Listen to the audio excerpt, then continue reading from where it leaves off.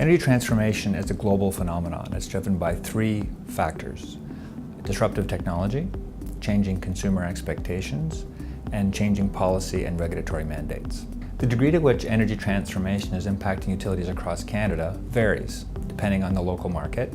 There are higher or lower degrees of energy transformation occurring. In our recent executive survey, we found that the highest levels of angst existed in Ontario and Alberta, which makes sense if you consider the degree of policy and regulatory change that are underway. The energy trilemma, which balances security of supply or reliability, affordability, and sustainability, is something that utilities struggle with around the world. In Canada, we've been very fortunate to have had a very secure and reliable, a very affordable relative to global peers, and an extremely clean electricity generation mix and service delivery system. In Ontario, which is perhaps the best example, but other provinces like Alberta are also moving this way, there's been increasing emphasis from a policy perspective on sustainability. That is affecting the other pillars of affordability and potentially even reliability and security of supply moving forward. Canadian utilities have been on the forefront of driving conservation and demand management programs over the last number of years.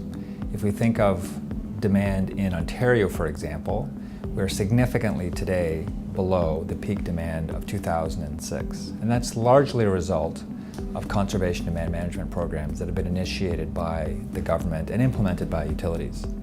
Today, with the Conservation First initiative, Ontario utilities have a mandated requirement to reduce both peak load as well as total energy use depending on their geography. And that's a requirement of their, or it's a condition of their license to operate. So they're all focused on that, and they're also incentivized to meet those targets. The fast pace of technology change when it comes to generation sources is a real challenge when you consider that we're making investments for a 20, 40, 60, or 80-year asset life. So as those generation sources and the economics therein transform and change, typically to the better, it creates a lot of uncertainty around what the right supply mix decisions might be.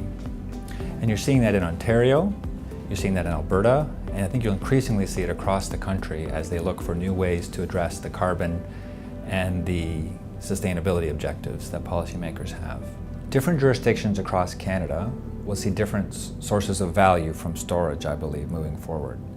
In Ontario, for example, where there's a significant mix of renewables, including solar and wind, that generate electricity, perhaps not when you need to use electricity. So for example, oftentimes solar and wind is generated at the times in which demand is at the lowest.